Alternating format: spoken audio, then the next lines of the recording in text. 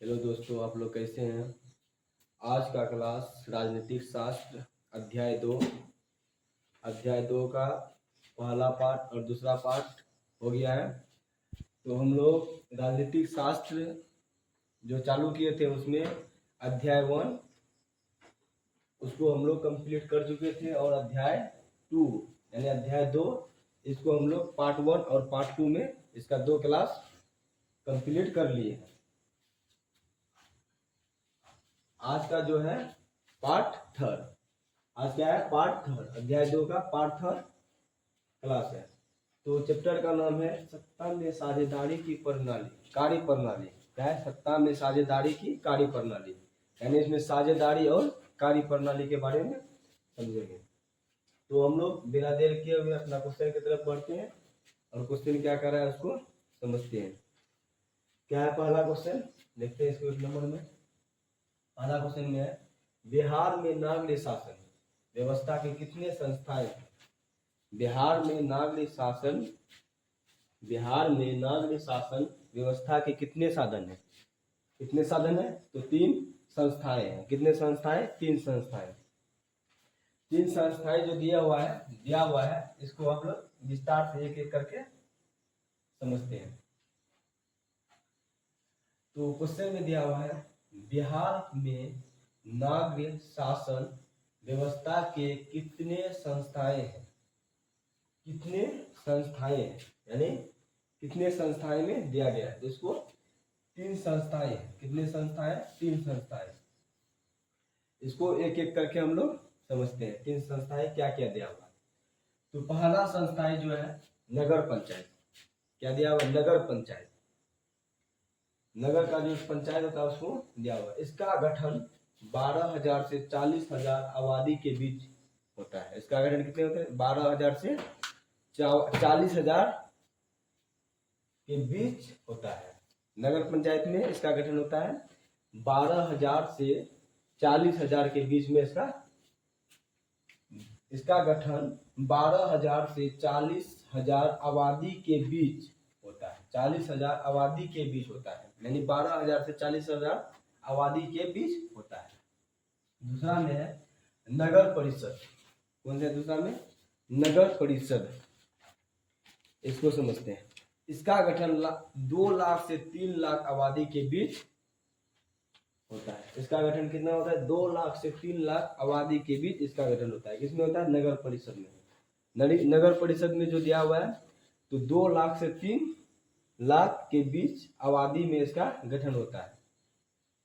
तो इसका एक्सप्रेशन दिया हुआ है, इसका गठन 2 लाख से 3 लाख आबादी के बीच की जाती है। कितनी है? 2 लाख से 3 लाख आबादी के बीच किया जाता है।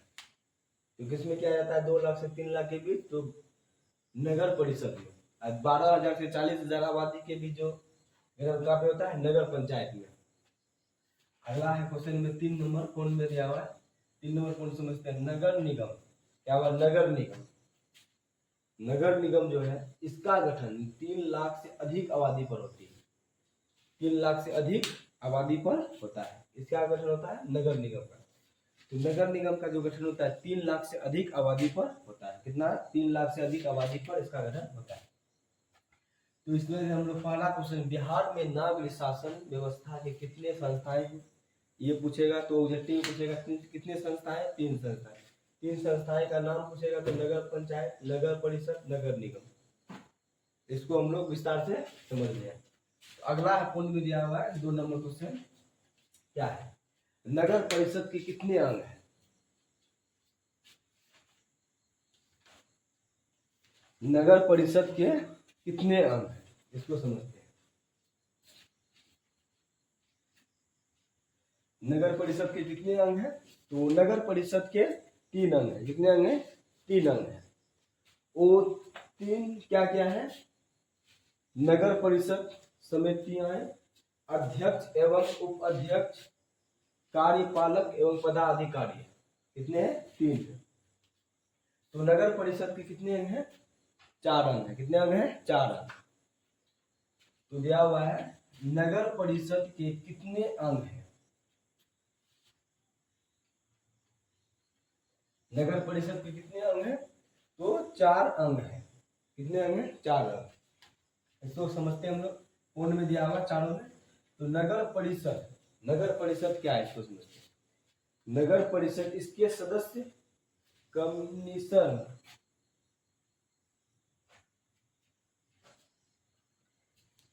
क्या हुआ दिया हुआ है?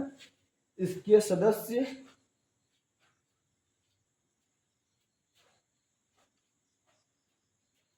तो दिया हुआ है नगर परिषद, इसमें इससे सदस्य कमिश्नर कहते हैं। क्या कहते हैं? कमिश्नर कहते हैं। क्या कहते हैं इसको?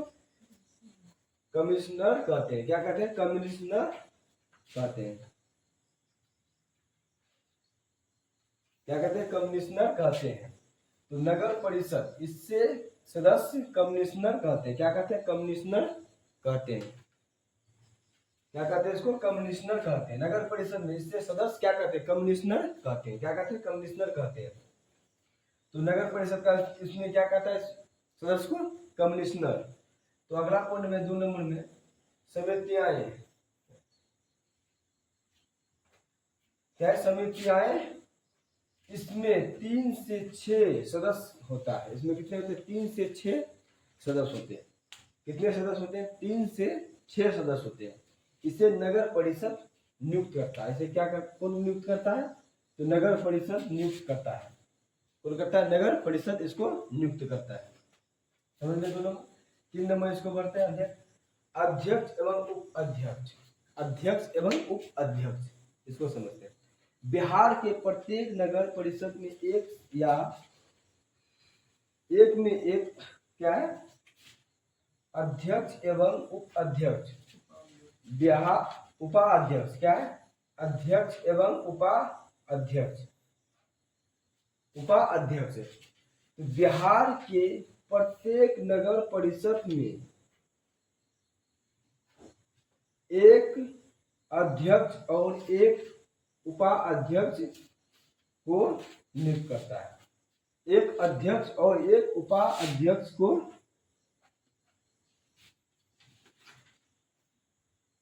नियुक्त करता है। तो अध्यक्ष एवं उपाध्यक्ष, बिहार के प्रत्येक नगर परिषद में एक अध्यक्ष और एक उपाध्यक्ष को नियुक्त करता है। क्या करता है? नियुक्त करता है। तो अगला है 4 नंबर पॉइंट में कार्यपालक यानी पदाधिकारी। कार्यपालक पदाधिकारी, प्रत्येक नगर परिषद में एक कार्यपालक पदाधिकारी का पद होता है, जिसकी नियुक्ति राज्य सरकार द्वारा की जाती है। किसकी नियुक्ति? राज्य सरकार द्वारा की जाती है। तो 4 नंबर में कार्यपालक पदाधिकारी। कार्यपालक पदाधिकारी, प्रत्येक नगर परिषद में एक कार्यपालक पदाधिकारी का पद होता है। प्रत्येक नगर परिषद में एक कार्यपालक पदाधिकारी का पद होता है, जिसकी नियुक्ति राज्य सरकार द्वारा की जाती है। जिसकी नियुक्ति राज्य सरकार द्वारा की जाती है। किसकी नियुक्ति किसके द्वारा की जाती है? राज्य सरकार के द्वारा की जाती है। तो 4 नंबर पूर्ण हो गया। तो 2 नंबर का 4 पॉइंट हम लोग कंप्लीट कर लें। तो अगला क्वेश्चन है 3 नंबर, इसको समझते हैं। अगला क्वेश्चन 3 नंबर में क्या दिया हुआ है, इसको समझते हैं। तो अगला क्वेश्चन 3 नंबर में है नगर निगम का प्रमुख कार्य को लिखना है। यानी नगर निगम में जो प्रमुख कार्य होता है, काम होता है, उसको लिखना है। तो प्रमुख काम क्या क्या होता है उसको नगर निगम, यानी नगर निगम में मोहल्ले में क्या क्या काम होता है उसके प्रमुख कार्य को लिखना है। तो पहला कार्य है नगर क्षेत्र की नालियां, पेशाब खाना, शौचालय आदि का निर्माण करना।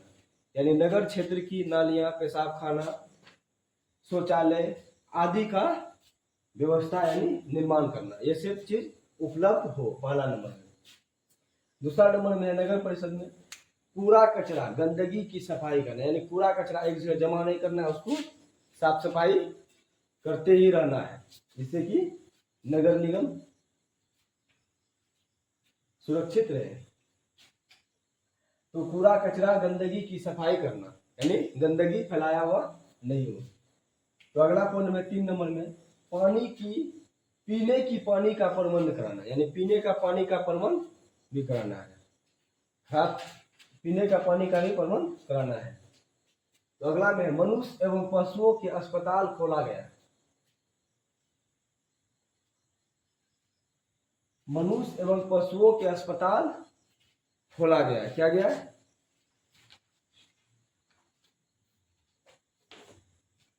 मनुष्य एवं पशुओं के अस्पताल खोलना।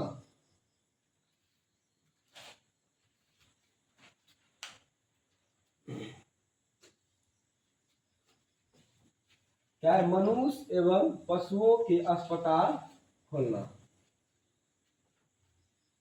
ये सब चीज का भी सुविधा उपलब्ध हो। तो 4 नंबर में, 1 नंबर समझ में, नगर क्षेत्र की नालियां, पेशाब खाना, शौचालय आदि का निर्माण करना है। कूड़ा कचरा गंदगी से सफाई करना। पीने की पानी का प्रबंध कराना। मनुष्य एवं पशुओं के अस्पताल खोलना।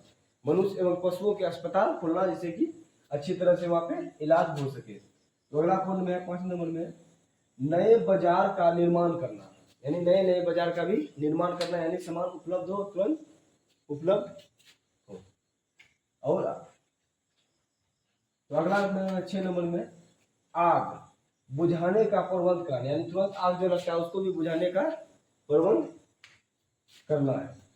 अगला नंबर 7 नंबर, मनोरंजन गृह का प्रबंध कराना, यानी मनोरंजन करने के लिए भी गृह का प्रबंध कराना है। नगर में बस आदि चलाना।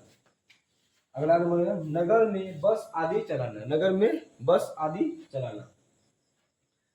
तो इस तरह से समझ ले। 3 नंबर क्वेश्चन में है, नगर निर्माण का प्रमुख कार्य को लिखा, यानी प्रमुख कार्य जो होता है उसको लिखना है।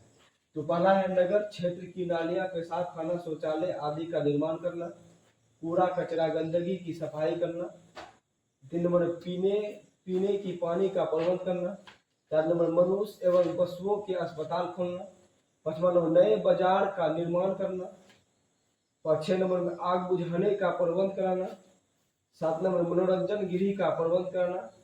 8 नंबर, नगर में बस आदि चलाना। नगर में बस आदि चलाना। 4 नंबर में, नगर निर्माण के आय का प्रमुख साधन क्या है? नगर निगम के आय का प्रमुख साधन क्या है, यानी नगर निगम में आय का प्रमुख साधन क्या है? तो हम लोग, तो क्या है नगर निगम के आय का प्रमुख साधन क्या है? तो उत्तर में है, नगर निगम द्वारा लगाया क्या लिखा हुआ है पहला पॉइंट में, नगर निगम द्वारा लगाया गया कर या टैक्स। कर को क्या बोलता है? टैक्स। कर या टैक्स। कर को ही टैक्स कहते हैं, यानी टैक्स जो लगता है उसको ही कर कहते हैं। तो नगर निगम द्वारा लगाया गया टैक्स, नगर निगम द्वारा लगाया गया टैक्स को कर ही कहते हैं।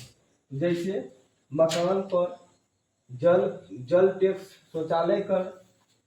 शौचालय कर, पशुओं पर कर, घंटे वाहन पर कर, यानी इस सब चीज में टैक्स लगाया गया। किसमें लगाया गया था टैक्स? मकान पर, जल पर, शौचालय पर, पशुओं पर और घंटों वाहन, यानी घंटों वाहन जो चलता है उसमें भी टैक्स लगाया गया। कर को ही टैक्स कहते हैं। तो अगला 2 नंबर में है, बिहार सरकार द्वारा समय समय पर दिया गया आर्थिक अनुदान। बिहार सरकार द्वारा समय समय पर दिया गया आर्थिक अनुदान। क्या गया था? आर्थिक अनुदान। तो इस तरह से हम लोग का 4 नंबर कंप्लीट हुआ। तो 4 नंबर में क्या था? नगर निगम के आय का प्रमुख साधन क्या है? नगर निगम के आय का प्रमुख साधन क्या है, इसको हम लोग समझ लें। तो नगर निगम द्वारा लगाया गया टैक्स, नगर निगम द्वारा लगाया गया टैक्स या कर, जैसे मकान कर, जल कर, शौचालय कर, पशुओं पर कर, घंटे वाहन पर कर, यानी ये सब चीज पे मकान पर, जल पर, शौचालय पर, पशुओं पर, घंटों वाहन पर क्या लगाया गया था? टैक्स। दूसरा नंबर, बिहार सरकार द्वारा समय समय पर दिया गया आर्थिक अनुदान। समय समय पर दिया गया, क्या गया था? आर्थिक अनुदान। तो ये कितना था? पार्ट 3।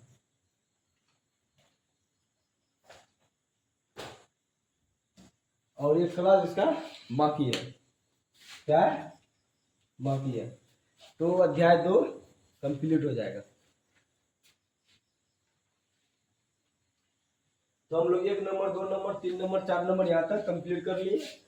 राजनीतिक शास्त्र का अध्याय 2 सत्ता में साझेदारी कार्यप्रणाली अध्याय 2 का कंप्लीट हुआ, और एक क्लास बचा हुआ अध्याय 2 का, इसको भी हम लोग कल का क्लास में कंप्लीट कर लेंगे। आज के लिए इतना ही, धन्यवाद।